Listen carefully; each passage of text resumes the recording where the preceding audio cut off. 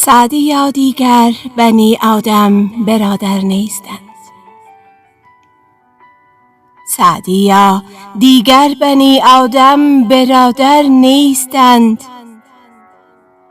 جملگی اعضای یک اندام و پیکر نیستند. آرزوهای بیشماری را به درد آورده چرخ، آرزوهای دیگر اما یار و یاور نیستند. کودک چشمابی غرب و سیاه چشم عرب در نگاه غربیان با هم برابر نیستند. شاید اطفالی که اکنون در فلسطین زنده اند، تا رسد شعرم به این مصرع دیگر نیستند. از نگاه غربیان انگار در مشرق زمین مادران داغ کودک دیده مادر نیستند.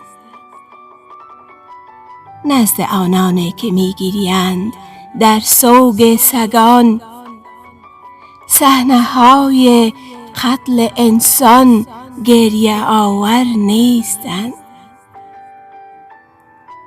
کاش BBC سوال از باربی سازان کند.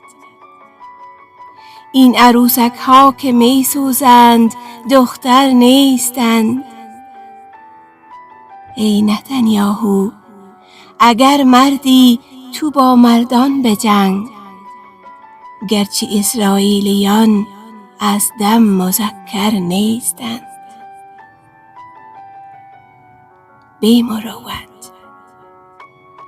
بی مروت کودکند اینها، نه مردان حماس.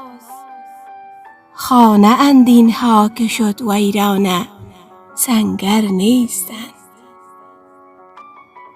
کودکان هرچند بسیارند در ویرانه ها، ساقه های ترد ریحانند، لشکر نیستند. خادمان کعبه سرگرمند در کاباره ها، یا که اهل جنگ جز با رقص خنجر نیستند. بار دیگر خو گرفت این قوم با دختر کشی، یا که غیرت داده از کف یا دلاور نیستند.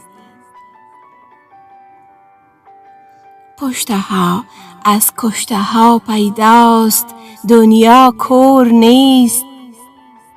آسمان از ناله پر شد، گوش ها کر نیستند. تا به کی کودک کشی در غزه؟ آیا غربیان در حراز از انتقام اهل خاور نیستند؟